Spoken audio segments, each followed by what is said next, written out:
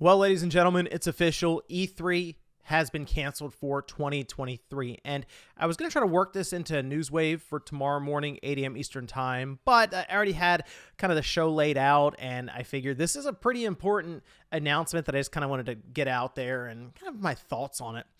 I'm not really surprised, to be honest, around this whole situation. In fact, on the second channel, Spawnwave Plus, I mentioned that I figured the announcement would be coming as soon as next week, and they decided to do it a bit earlier, and we're going to go over that here today. So if you guys enjoy the video, make sure you like it and subscribe if you're new. Let's head over here. This is the first source that I saw here. That was IGN breaking the story. They say two sources have confirmed that IGN, the organization, announced the cancellation via an email sent out to its members today. The email said that while E3 remains a beloved event and brand, that the 2023 version simply did not garner the sustained interest necessary to execute in a way that would showcase the size, strength, and impact of our industry. Essentially, no one was going to come out to E3. Okay, not no one, but not enough to warrant renting out the entire convention center and all this over in LA. There's obviously a lot of cost involved there, and they want to make sure that things are at least evening out and ideally them making some sort of profit or money from it. And in this case, once we started to see the dominoes fall, where it was, okay, Microsoft, Nintendo, and PlayStation, none of them are going to E3, none of the platform holders. And then we saw that Ubisoft backtracked a month after they said that they would be there, and that, hey, we support it, we're going to be there, big show, it'll be great. And then we hear about Sega and what Tencent's subsidiary. I mean, the writing has been on the wall for a little while now with E3. And while all of these partners and companies keep saying they believe in E3, they're backing the ESA. They think that E3 is incredibly important.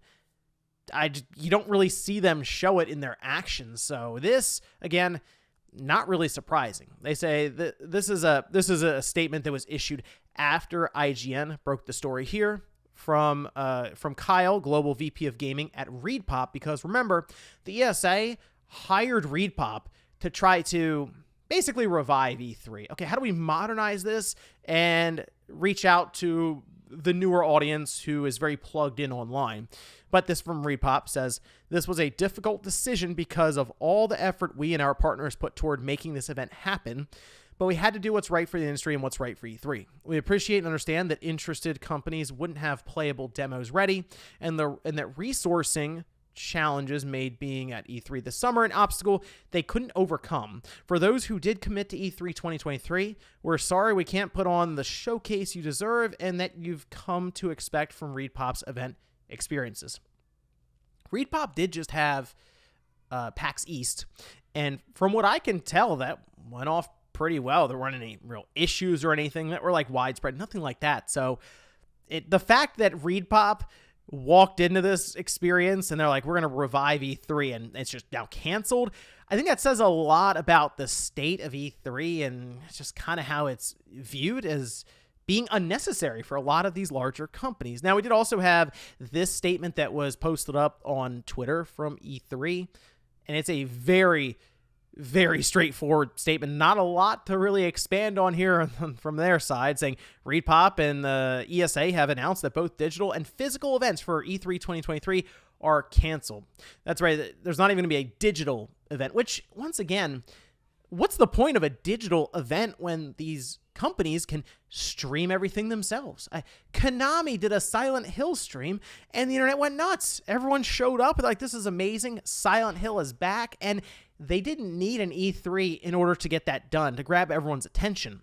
All Konami had to do was tweet that they were doing it. And that was it. And that's sort of how it is with basically any company of merit. Nintendo does their Tears of the Kingdom, the sequel, Breath of the Wild.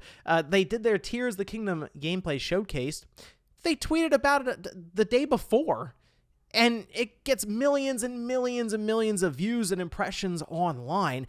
Gone are the days of needing to show up at really a large event that all the companies come together to get eyeballs on because each one can do it themselves digitally without having to spend millions of dollars in order to make it happen. And that's something that kind of gets lost a bit when it's talked about E3. it's an expensive thing to do for these companies. The logistics, the time, the money. There's a lot of effort involved behind the scenes, and eventually you get to a position where you're like, well, what's the point exactly? Because again, all of this coming together is a business. So you look at costs versus what you're getting out of it for that return on investment, and eventually the numbers don't add up, and they go, nah, we don't really need it right now. And the other benefit for them is they can kind of do it on their own time. They're not necessarily in a window in the second week of June that they have to have their show and announcements ready to go. And sometimes it might not even make sense for platform holders to be there if maybe they're thinking about launching a new system or something, and the timeline's kind of weird. So is it worth announcing at E3 or just later on? And if it's later on, well, then why are we at E3? So now on to the obvious question, the big elephant in the room. Is this truly the end of E3? Will they make an attempt at bringing it back again, which they've been trying to bring back E3 for years now? Are they going to attempt this in 2024? And I don't really think so. The ESA was making big money off of E3 for decades there, for a bit of a run. And now it's kind of like, well, it's not really needed. And if that is the case, the ESA would either have to completely revamp E3 to where it's not even E3 anymore, or just stop even attempting to hold this kind of event. And the other thing is, there seems to be some competition that's brewing and seemingly taking over now with Summer Game Fest, as soon as we saw like Ubisoft back away from E3 and they announced that they would have their own Ubisoft Forward event basically around the same time that E3 is going to happen. Jeff Keighley, Summer Game Fest, they came in and said, oh yeah, that's part of Summer Game Fest now. Are they truly getting some of these companies over on their side, or are they doing the classic, well, okay, it's within proximity, we're just going to claim that as Summer Game Fest? Because either way, it makes a ton of sense on Jeff Keighley's side, since it does look like at this point he's kind of won. As for me, it is kind of sad to see E3 go away, and maybe that's because I'm old enough to remember kind of the glory days of E3, whether it's way back in the day when people would just randomly post on forums about their experiences day by day, or when you'd catch it on TV on G4 and they would basically do consistent coverage for hours, all day. It was just video games. And this was, remember, in that second week of June, so you just got out of school and you had the entire summer in front of you and you're seeing all these amazing video games that maybe you'll get lucky and be able to rent or get for Christmas or your birthday or something, but it was genuinely a really fun time to be a gamer.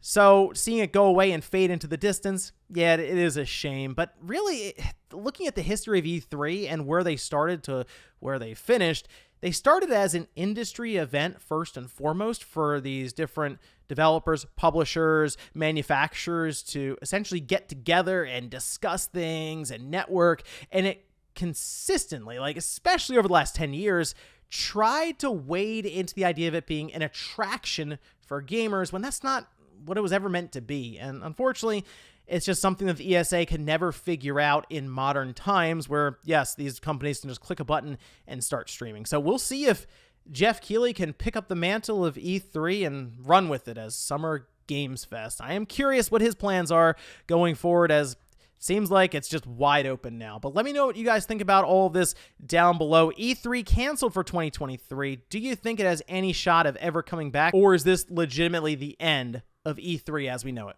Thanks, guys, for watching, and I'll see you next time.